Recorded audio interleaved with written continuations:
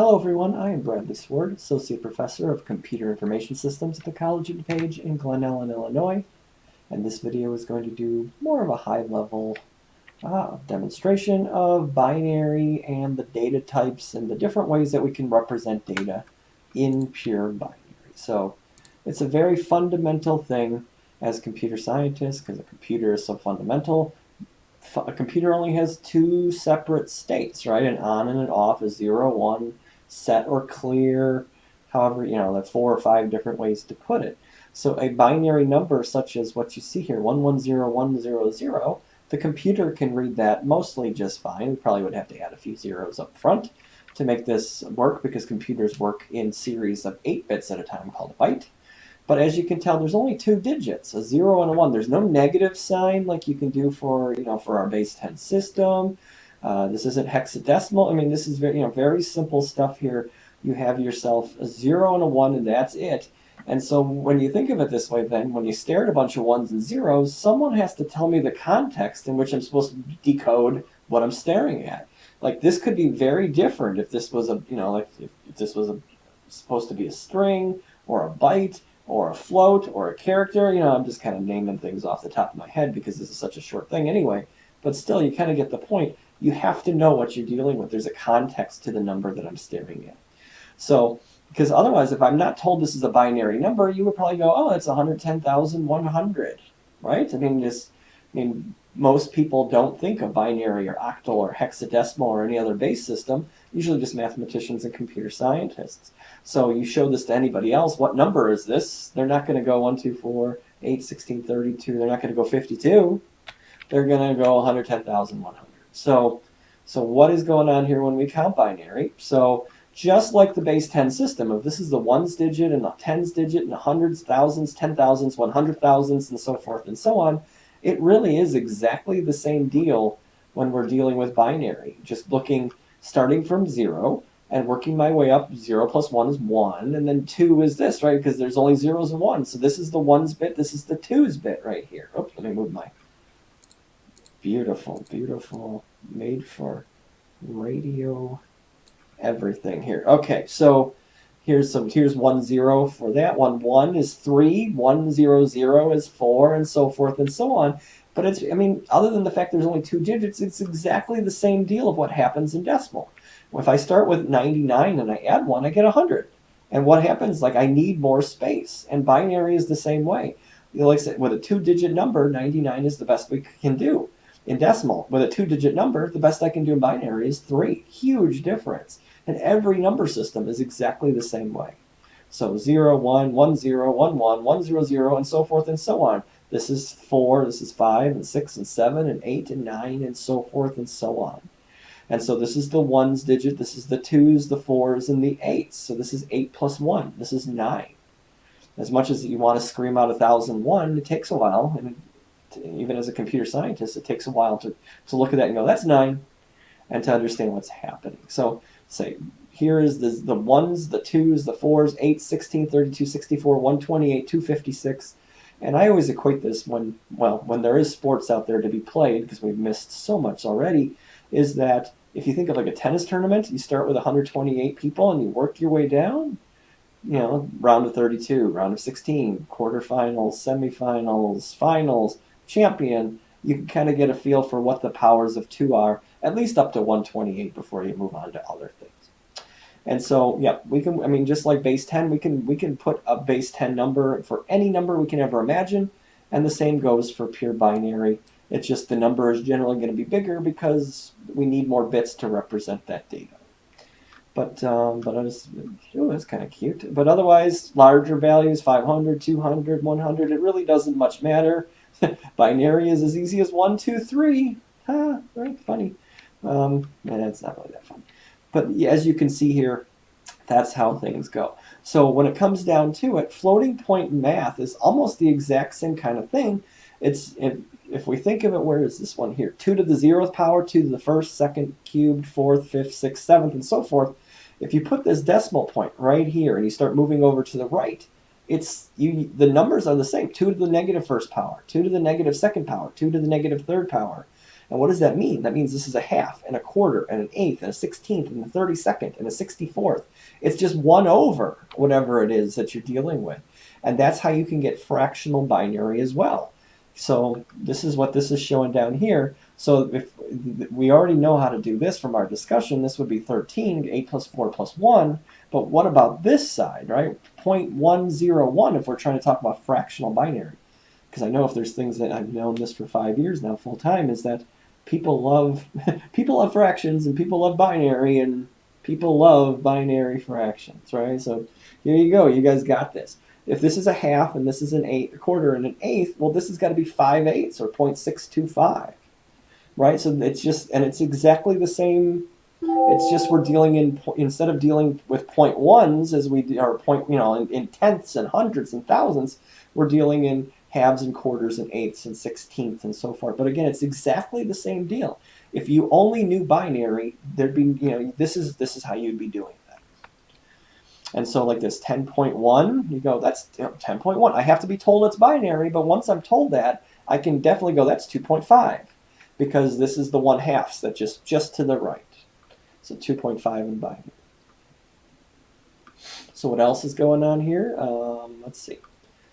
And there are ways to convert, and if you want to, I have my video series, my assembly language video series here on YouTube, and if you want to go there, there are plenty of videos that can show you all of the bells and whistles of binary, and in binary and hex and decimal and signed and unsigned and all the other stuff, and you can see exactly how we get to all of these places. But again, this is just supposed to be an introductory video for basically engineering and even computer science students. It's just a beginning, first high-level look at what binary is all about. So as a computer scientist, it is my responsibility to use the data types that will not break on me. And so it's very important. Like if I'm using a calculator, if I'm using a TI or whatever the kids use these days, that it's very important that I go ahead and understand that with the calculator, I'm going to get double point precision, and I don't really have to worry too much about it. It's just the way the calculator works.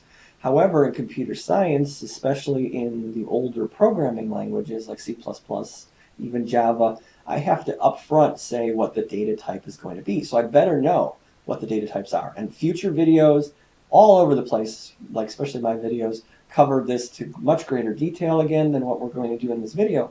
But you can see the different types of data, that all the integer types, character types, 8 bits of storage. 1 byte of storage is the smallest byte is the smallest storage a computer generally holds. We can use bits out of it, individual bits, but we have to basically up front say, give me a whole byte. And that is 1 character. So just saying, like from 000, 000, 000 to 1111, 1111, it's from 0 to 255. But the weird part about all this is there's signed and unsigned quantities. So for C++, you have to worry about that. For Java and Python and probably every language in the future, there will be no such thing as an unsigned data type, which reduces the complexity greatly when it comes to a lot of what computer science is all about.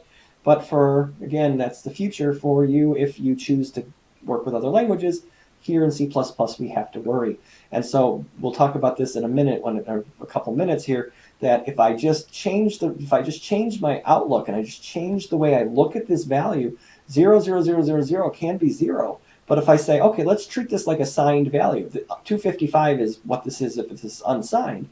But if I do 1, 1, 1, 1, 1, 1, 1, 1, 1, I actually get -1 when I'm dealing with signed values. And so it's interesting. We call it 2's complement math. And so basically just the way I stare at the number, like I said, the context of the number matters. And it's not, so 11111 can either be 255 or -127, depending on, or -1, depending on the way I look at that value. So character types, 1 byte of storage. Integer types, so say 4 bytes of storage today. In my day, 20 years ago, 25 years ago, it was 2 bytes. And who knows what the future may hold. Probably 8 would be next. So you're saying like 4 bytes of storage, 32 bits of storage. An integer data type can store from basically -2.14 billion to +2.14 billion. And so so this is where you get architectures matter. The first question you have to ask is, what kind of system am I working on, so that you can understand the data types that your system allows for. And so long is 32 bits. You can actually, which is exactly the same as what we just discussed, you can actually have something called a long in C++, which is actually 8 bytes of storage. And there's a short, and and all those kind of things. There's at least those data types right now in middle of 2020 when it comes to that kind of stuff. So you have to know. Basically, most times you can just use a plain old int, a plain old 4-byte int, but sometimes you have to know the differences. So those are all integer types, but now you can have floating point types. And a couple minutes ago, I just showed you how in binary I can represent a floating point number. And maybe you noticed it's a little challenging because there's going to be an error term most of the time because of the way all the little digits of binary work. If I have 32 bits of storage for a float, that's what float is, 32 bits of storage, and that means I can only store 4.29 billion results. There are only there are an infinity number of numbers on the number line. And if I can only represent 4.29 billion of them, many of them are going to be lost with at least some kind of error term. So we have to account, and it doesn't matter if I worked up to a double or bigger space, because of the way that the number system is set up and it's a finite amount of storage. There are going to be times where I can't represent numbers exactly correct. So in binary, anytime the denominator of a fraction is not a power of 2, it's irrational in binary. And so this is, again, you don't have to really worry about all this kind of stuff, but just understanding that there are pretty much every chance you get and every time you use a floating point number, even on your calculator, there is some kind of error term that's there, and maybe you notice it and maybe you don't. And that's pretty much all I wanted, at least with this part of this video here. So just to say that's what this was all about. And this is a little more mathematically inclined here than, computer science is usually just kind of a simplified version of that. You can see all this crazy stuff. You say mathematicians proved this to holy heck, 25, 30 years ago, 35 years ago, when they created all these standards so that basically, the error term is always as small as it possibly could be, the numbers are as precise as they could be, and so forth and so on, with 32 and 64 bits of storage. So as we were showing, there are ways to represent negative numbers in binary. We can't just slap a negative like we can in base 10. But the whole point of any type of arithmetic, right, is if I take any number and I add its additive inverse, I should get 0, right? So like x plus negative x, 5 plus negative 5 should get me 0. And in binary, there's a technicality when it comes to carry and overflow and stuff like that, but it's the same basic concept in that if I take -1, which is 1, 1, 1, 1, 1, 1, 1, 1, 1, and I add it to 1, which is 0, 0, 0, 0, 0, 0, 0, 1, I add it together, I get 0 out of it. -1 plus 1 gets me 0. And it applies to almost any number. There is one exception for every data type, which is based, without getting into too many details, you could look into that as well. But the lowest maximum, the smallest value, like in our case for 1 byte, -128, doesn't make its way and is not allowed to become -128 is actually -128 in binary because of the way the number system is set up. But every other number works perfectly fine.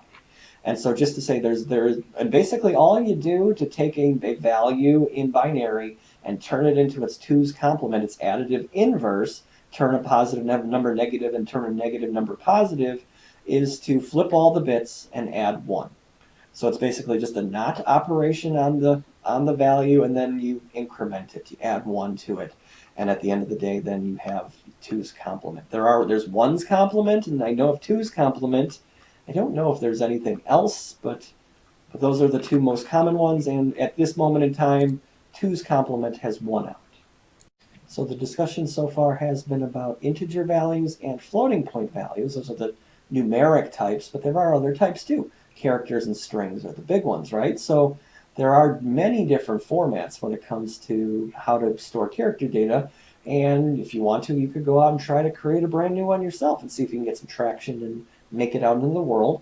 But ASCII and Unicode are the 2 major ones. So ASCII started out as 1 byte of storage.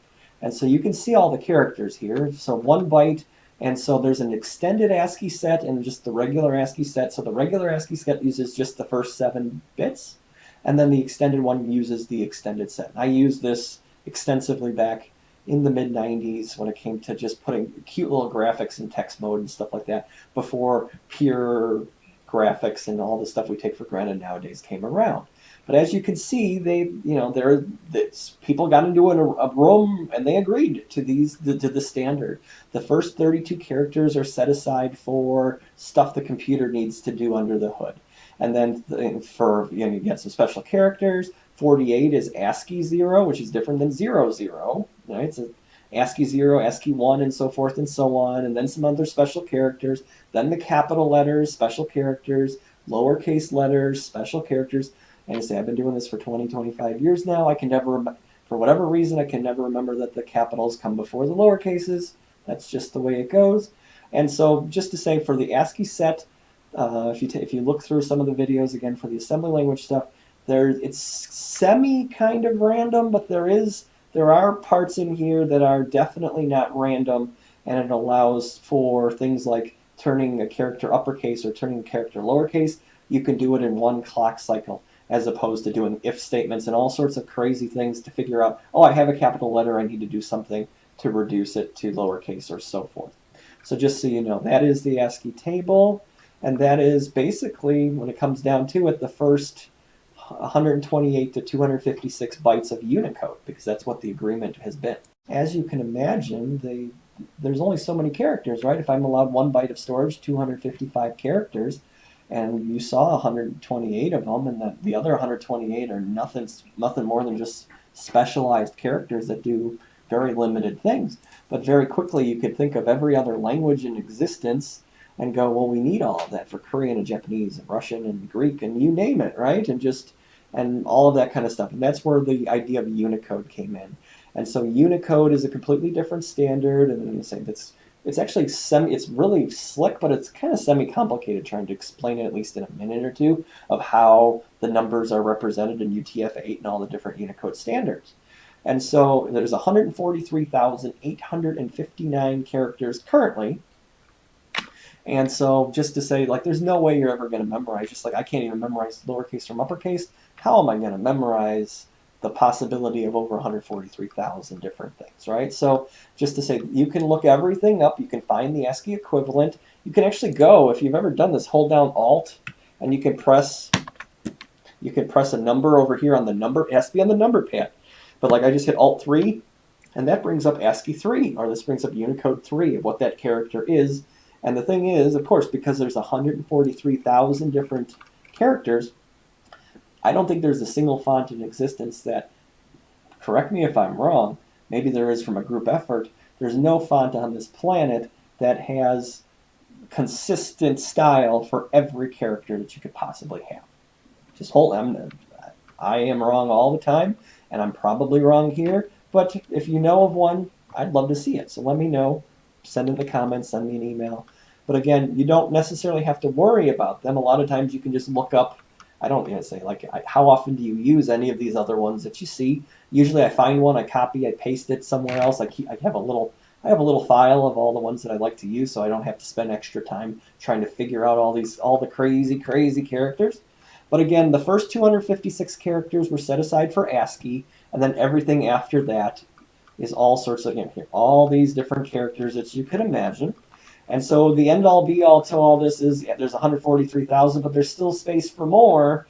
And so that's where the whole idea of emojis have now come in. And now we're all agreeing on certain standards. This is the poop, and this is the pickle, and this is the this and the that, and here's the curling stone, and whatever, right? So with all that extra space, as long as we agree, just like the ASCII standard or any standard, everyone will know when I send this character to you, then you know exactly which character that is. They say, back in my day, again, 25 years ago, having a cell phone, you would send messages back and forth. It didn't always get translated correctly. We actually had to discuss, like, an argument or two about things where that my character did not come out on the same on your end because we did not have an agreement on what those characters meant. So that is what Unicode is all about. So the last discussion I wanted to have for this lecture video anyway is the difference between string types. And there are quite a few different ways you can represent strings in computer memory. Strings of character data, because an array of characters is a string. And so we're in a C++ class, C/C++ class. So we are going to discuss it in the way that C/C++ uses this. So character arrays, which if you don't already know, like this is kind of how things are stored under the hood. And you can see there's an H and an E, and of course this all works its way down into the ASCII values, the binary ASCII values. So HELLO, and the thing you might the thing here, and you'll see in future videos also, is this idea of a null terminating character. And we need this in C/C++ because of the way that the strings are represented. So Karen, if I have a character named Karen, or character string called Karen, which is 10 bytes of storage, and I say Karen's in there, what happens under the hood is there's a null terminating character, and then there's going to be 4 empty spaces. The 0th is K and A, and moving on, and then there's a null terminator. So it's weird in C++, but for every string that you create, there's one extra character involved, and it's always a 0. We're not talking an ASCII 0, we're talking the literal 0, ASCII 0 character 0, not 0 in quotes. So an empty string just has one character. Like an empty string is still one character, which has just the 0 in it whatsoever. And in C, what happens in C when you set all of this up, you have what's called a const char pointer. This is the pointer that points to the memory address where this string is actually stored. And so this is pointing to the Karen here, because again, at the end of the day, it's still hard-coded into my computer program. There's no way, it would take much more work to generate Karen programmatically than it would just be stored inside the computer memory. So again, this is the C-style way of doing things, and thank goodness we don't have to necessarily worry about all these old functions and all of these old things. But just to say now, what we do nowadays is use it's C++ string object. And so string is part of the standard template library, so it's not part of the actual core language. Python has a lot of cool stuff that's part of its core language. This is not that. And you can see if you go into your compiler that string will turn a different color blue than other data types will. And that means that it's not inherently part of the language. And so it's a smart character array, because in C, when I do character array, I can't make it bigger or smaller, and if I make it const, I can't actually change the characters inside the string. It's just not allowed, for hard-coded values. But when it comes to string objects, everything is much more what we call dynamic. So at runtime, the computer is we call dynamically generating and asking for memory, and it's doing a lot more complicated stuff for us. So it's much more powerful. But at the end of the day, also, it's actually quite a bit slower. Maybe not substantially slower, but it's slower because it's doing more. But the stuff it's doing for us is much more powerful than we could ever write, or we could do if we had to do it by hand, right? Just do it manually. So, but under the hood, at the end of the day, a string object. There's no way to 100% know how a string represents the data under the hood, but I can 99% plus give you odds that it's exactly the same. It just treats the string object as something that's holding a tiny little string underneath it. And what we see in future videos, that a string object is at least 28 bytes of storage. That's a lot of storage. What is it storing under there? I have no idea. And that's not even talking about the string that it's holding under the hood itself. It's 28 plus the string length plus 1 for the null terminating character. So just to say here, it's much different. But we don't really have to worry about it because it just happens automatically. And if you want to worry about it, that's what advanced C++ is all about. We go through all the nitty-gritty details of vectors and sets and queues and lists and all sorts of stuff if you want to understand how these things truly work under the hood. Okay, so that pretty much covers what I wanted to cover in this video. So as always, if I said anything wrong or you have a comment or a question, send it to me at swardb@cod.edu, comment here on YouTube, and I'll get back to you as soon as I can. Thanks, everybody. We'll see you in the next video.